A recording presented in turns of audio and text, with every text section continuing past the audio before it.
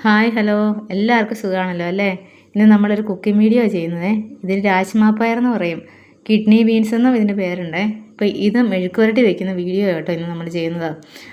അപ്പം ഞങ്ങൾ വല്ലപ്പോഴും ഇത് ഉണ്ടാക്കുകയുള്ളൂ. ഇത് 8 മണിക്കൂർ കുതിർക്കണം. അപ്പം ഞാൻ രാത്രിയിൽ ഇത് കുറച്ച് ഉണ്ടാക്കുന്നുള്ളേ, വെള്ളത്തിലിട്ട് വെച്ചേക്കും കേട്ടോ, രാവിലെ ഉണ്ടാക്കാമല്ലോ എന്ന് വിചാരിച്ചിട്ട്. ഇത് വൻപയർ പോലെ തോന്നുമെങ്കിൽ ഇത് വൻപയർ അല്ല സാധനം. വൻപയറിന് ഇച്ചിരിയുടെ വലിപ്പമൊക്കെ കുറവാണല്ലോ. പിന്നെ ആ രീതിയിലും അല്ല, ഏകദേശം അതുപോലെയാണെന്ന് പറഞ്ഞാൽ ഇച്ചിരി വ്യത്യാസമുണ്ട്. ഇത് മെഴുകുവരട്ടിയൊക്കെ വെക്കുമ്പോഴേ ഇത് എല്ലാ രീതിയിലും കഴിക്കാം കേട്ടോ, ചാറ് വെച്ചും ഒക്കെ കഴിക്കാം. ഷുഗർകാർക്കൊക്കെ ഇത് കഴിക്കുന്നത് നല്ലതാണെന്നാണ് പറയുന്നത്.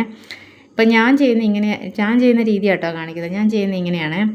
ഇതിൻ്റെ അകത്ത് ഞാൻ ചെയ്യുമ്പോൾ സവാള, വെളുത്തുള്ളി, വറ്റൽമുളക്, കരിയാപ്പില, പിന്നെ ഇതൊന്നും സ്കിപ്പ് ചെയ്യരുതേ, പെരുംജീരകം, ഗ്രാമ്പൂ, ഒരു കഷ്ണം കറുവാപ്പട്ട, പിന്നെ കുരുമുളക്. നമുക്ക് വേണമെങ്കിൽ ഇഞ്ചി ചേർക്കാം, ഞാൻ ഇഞ്ചി ചേർക്കുന്നില്ലേ. ഇത്രയും സാധനങ്ങളിൽ കൂടി നമ്മൾ അരയ്ക്കുന്നില്ല, ക്രഷ് ചെയ്തെടുക്കുക ചെയ്യുന്നുള്ളേ. അപ്പോൾ ചോപ്പറിലിട്ട് ഞാനതൊന്ന് ക്രഷ് ചെയ്തെടുക്കും. ഒരു ഇച്ചിരി വെള്ളം കൂടി ഒഴിക്കും കേട്ടോ, ഒന്ന് ശരിയായിട്ടൊന്ന് കിട്ടാൻ വേണ്ടിയിട്ട്. വെള്ളം ഒഴിച്ചില്ലെങ്കിലും കുഴപ്പമില്ല, എന്നാലും ഞാൻ ഇച്ചിരി വെള്ളം കൂടി ഒഴിക്കുന്നുണ്ട്.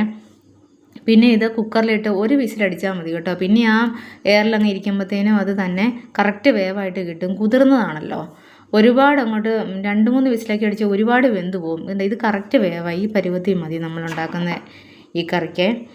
ഒരുപാട് 2 വിസിലൊക്കെ അടിച്ചാൽ നല്ലപോലെ ഇത് പൊട്ടി വരും, അത്രയും വേണ്ട. അപ്പോൾ ഈ പരുവത്തിലാട്ടോ നമുക്കിത് ചോപ്പ് ചെയ്തെടുത്തേക്കുന്നത്.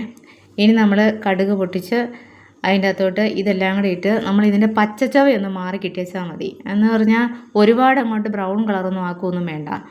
അപ്പോൾ ആ ഒരു ലെവലിൽ വന്നു കഴിയുമ്പോഴത്തേനും നമ്മൾ അതിൻ്റെ അകത്തോട്ട് നമ്മുടെ കിഡ്നി ബീൻസും കൂടെ ഇട്ട് നല്ലപോലെ അങ്ങ് പറ്റിച്ചങ്ങോട്ട് എടുത്താൽ മതിയേ. അപ്പം നമ്മുടെ കറി റെഡിയാവും. ആവശ്യത്തിന് ഉപ്പും കൂടെ ചേർത്തച്ചാൽ മതി.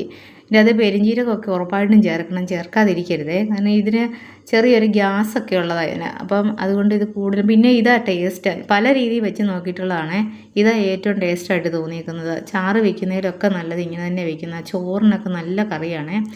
അപ്പോൾ എല്ലാവരും ഇതുപോലെയൊക്കെ ഒന്ന് ഉണ്ടാക്കിയൊക്കെ നോക്കണം കേട്ടോ. അപ്പോൾ ഇതിൻ്റെയൊക്കെ ഉണ്ടാക്കിയിട്ട് ഇതിൻ്റെയൊക്കെ അഭിപ്രായങ്ങളൊക്കെ ഒന്ന് അറിയിക്കണേ. പിന്നെ ഇത് മാസത്തിലൊരിക്കലെങ്കിലും ഇത് കഴിക്കണം. ഒത്തിരി വൈറ്റമിൻസും എല്ലാം ചേർന്നതാണ് കേട്ടോ. അത് സ്ഥിരമായിട്ട് കഴിച്ചാൽ എങ്ങനെയാണെന്ന് ഞങ്ങളിവിടെ കഴിക്കാറില്ല, വല്ലപ്പോഴും എല്ലാവരും മേടിക്കുന്നത് റെയറായിട്ടാണെന്ന് എനിക്ക് തോന്നുന്നത്. കടകളിലൊന്നും അങ്ങനെ അധികം കാണുന്നൊന്നുമില്ലല്ലോ ഇത്. നമ്മൾ സൂപ്പർ മാർക്കറ്റിലൊക്കെ ചെന്നെങ്കിലും ഇതൊക്കെ കാണാറില്ല, എല്ലാ കടയിലൊന്നും കാണാറില്ല ഇത്. അപ്പോൾ ഈ രീതിയിലാട്ടോ നമ്മുടെ കറിയൊക്കെ റെഡിയായിട്ട് വന്നേക്കുന്നത്. മെഴുക്കുവരട്ടിയൊക്കെ കണ്ടോ, നല്ല കാണുന്ന പോലെ തന്നെ നല്ല സൂപ്പറാണ് കഴിച്ചാൽ. കണ്ടോ, ആ കളറിലുള്ള ബീൻസിനെ ഈ കളറിലാക്കിയാണ് നമുക്ക് കിട്ടിയേക്കുന്നത്. അപ്പോൾ ഇഷ്ടപ്പെട്ട എല്ലാവരും ലൈക്കും ഷെയർ സബ്സ്ക്രൈബൊക്കെ ചെയ്ത് സപ്പോർട്ടൊക്കെ ചെയ്യണേ. അപ്പോൾ ഓക്കെ, നാളെ കാണാം.